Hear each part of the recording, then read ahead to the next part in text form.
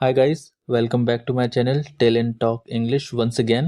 आज हम फिर दोबारा से एक नई स्टोरी कवर करेंगे जिसका टाइटल है the mystery of the cave.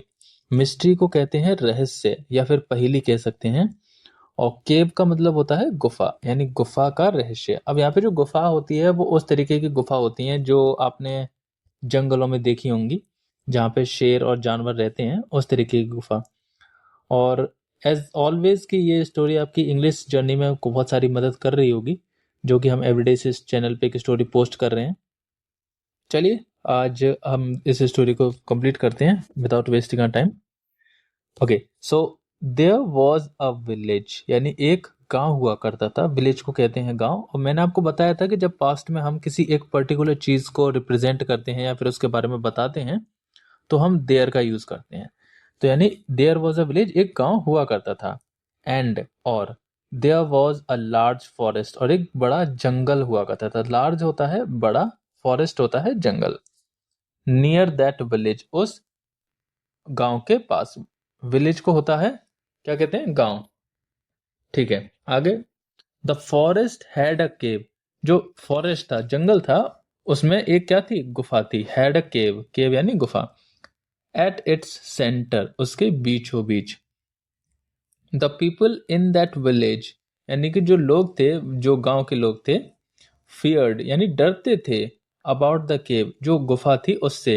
They believed, उनको विश्वास था, a demon lived in that cave, यानी कि उनको यह विश्वास था कि एक डेमन, डीमन को बोलते हैं राक्षस या फिर दानव कह सकते हैं, उस गुफा के अंदर रहता है। एंड और that he roamed the forest at night, roamed को होता है घूमना, रात। उनका विश्वास था कि इस गुफा में एक दानव, एक राक्षस रहता है जो कि रात में घूमता है इस जंगल में। ऑल थ्रू, यद्यपि, ये ऑल थ्रू को हम कह सकते हैं जैसे जब की, जो कहते हैं ना हम हिंदी में, जब की ये हुआ तब की वो हुआ, तो उस तरीके से ऑल थ्रू, यद्यपि। They went to the forest, वे फिर भी जंगल में जाते थे ये जानते हुए भी। इन द मॉर्निंग, लेकिन मॉर्निंग में। बट लेकिन, दे रिफ्यूज्ड, रिफ्यूज का होता है इनकार करना, but they refused to go there at night, but वो रात में जाने के लिए वहां पर इनकार करते थे। एवरी इवनिंग, इवनिंग को कहते हैं शाम, every evening people keep food near the cave, यानी कि जो हर शाम को जो लोग थे गांव के, पीपल यानी कि जो लोग, कीप फूड खाना रखते थे, नियर द केव गुफा के पास। And leave as they believed, और छोड़, जैसे ही खाना रख के चल, लीव, लीव का होता है चले जाना, छोड़ जाते थे।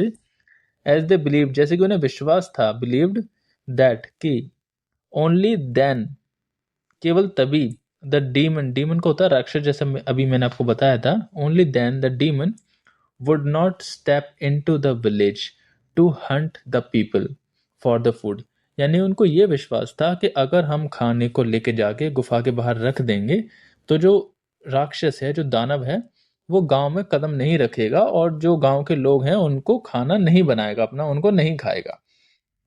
Just after minute of placing food near the cave, यानी कि जैसे ही, लाइक कह सकते हैं कि आफ्टर मिनट्स मतलब कुछ मिनटों बाद ही, खाना रखने के कुछ मिनटों बाद ही, जो गुफा के बाहर खाना रखा उन्होंने उसके कुछ मिनटों बाद ही, they would hear a loud roar. Loud का होता है जोर से और मतलब तेज आवाज में, रोर का होता है दहाड़। तो जैसे ही कुछ मिनटों बाद उन्होंने खाना रखा और जैसे ही वो वहां से हटे, उन्होंने एक लाउड रोर यानी कि एक जोर सी दहाड़ की आवाज सुनी। David did not believe in the story of the demon, यानी डेविड जो कि एक गांव का ही लड़का था उसी का, वो इस तरीके की कहानियों में विश्वास नहीं रखता था। स्टोरी ऑफ द डीमन यानी जो दानव थी, राक्षस थी, इस तरीके की बातों में विश्वास नहीं रखता था। ही डिसाइडेड, उसने डिसाइड किया, निश्चय किया, डिसाइड होता है निश्चय करना, to go to the forest, उसने निश्चय किया कि वह जंगल में जाएगा। एंड चेक, और चेक करेगा। नोबडी वेंट विद हिम, यानी नोबडी यानी कोई भी, वेंट का होता है ये गो होता है, गो का मतलब होता है जाना, वेंट इसकी सेकंड फॉर्म है। नोबडी वेंट मतलब कोई नहीं गया, विद हिम उसके साथ। ही ग्रैब्ड, ग्रैब्ड का होता है पकड़ना। ही ग्रैब्ड अ टॉर्च, टॉर्च होती है मशाल। ओके, ग्रैब्ड होता है पकड़ना, टॉर्च होती है मशाल, यानी कि उसने एक ग्रैब्ड टॉर्च करी फॉर लाइट, लाइट के लिए। इट वॉज नाइट, क्योंकि वह रात में जा रहा था, रात का समय था। And David slowly walked into the cave. David slowly, slowly होता है धीरे धीरे, वह स्लोली धीरे धीरे चला। वॉकड, वॉकड होता है चलना। इनटू द केव, केव के अंदर। He heard the roar of the demon. He heard यानी कि उसने सुना, द रोर यानी कि दहाड़, ऑफ द डीमन जो राक्षस की दहाड़ उसने सुनी। ही वेंट इन, वह अंदर गया। And only then he realize, जब वह अंदर गया ओनली देन, तभी उसे रियलाइज हुआ, समझा, that it was a human, कि वह एक इंसान था। इट वॉज अ ह्यूमन कि मतलब वह एक इंसान था। एंड और नॉट अ डीमन, कोई राक्षस नहीं था। द मैन एक्सप्लेन्ड, एक्सप्लेन का होता है समझाना, कि उसको सारी चीजें समझाई। The man explained how he came here, how he came there actually, कि वो वहां कैसे पहुंचा। अ फ्यू ईयर्स एगो यानी कुछ सालों बाद, अ फ्यू होता है कुछ, ईयर्स एगो यानी कुछ सालों पहले। Saw that the people kept food there and since then he has been living there। यानी कुछ सालों पहले, अ फ्यू ईयर्स अगो, उसने देखा, he saw that people kept food, यानी कि जो लोग थे गांव के वो वहां पे खाना रख के जाते थे। एंड सिंस देन, और तब से, he has been living there, और तब से वह आदमी वहां पर रह रहा है उस गुफा के अंदर, क्योंकि उसको पता था कि लोग यहाँ पे खाना रख के जाते हैं, मुझे कुछ करने की जरूरत है नहीं है, तो बस मुझे बैठे बैठे खाना मिल रहा है। यहाँ पे हमारी स्टोरी एंड होती है। आई होप कि आपको स्टोरी अच्छी लगी हो। अब हम इसकी वर्ड मीनिंग की ओर चलते हैं, जो कि मैंने इसी स्टोरी में से निकाली हैं, और मैं उम्मीद करता हूँ कि आप इन वर्ड मीनिंग को अच्छे तरीके से जरूर पढ़ना। तो हमारी पहली वर्ड मीनिंग है फियर्ड। फियर का होता है डरते थे, एक्चुअली फियर होती है मीनिंग तो, बट इसमें ईडी लगी हुई है क्योंकि ये पास्ट में डरते थे इसलिए। दूसरी वर्ड मीनिंग है हमारी बिलीव्ड, यानी विश्वास किया। तीसरी वर्ड मीनिंग है डेमन यानी कि दानव। चौथी है रोम्ड यानी घूमना। पांचवी है रिफ्यूज्ड यानी इनकार करना। नेक्स्ट हंट, हंट का होता है शिकार करना। नेक्स्ट है ग्रैब्ड, ग्रैब्ड का होता है पकड़ना, लेकिन ईडी लगी हुई इसलिए पकड़ा। अगली है टॉर्च, टॉर्च का होता है मशाल।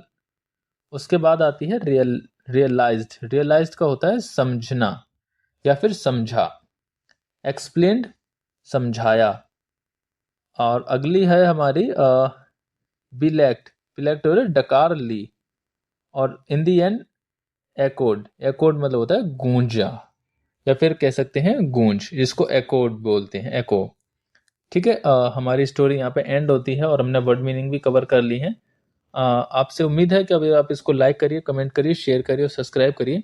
अब हम कल फिर मिलेंगे एक नई स्टोरी के साथ, नई इंटरेस्टिंग स्टोरी के साथ। अगर आप कुछ, आपके पास कोई स्टोरी है तो आप उसका टाइटल मुझे कमेंट में लिख दीजिए, मैं उसको सर्च करके उस पर ट्राई करूंगा वीडियो बनाने का। चलिए अब कल मिलते हैं, तब तक के लिए टेक केयर, बाय।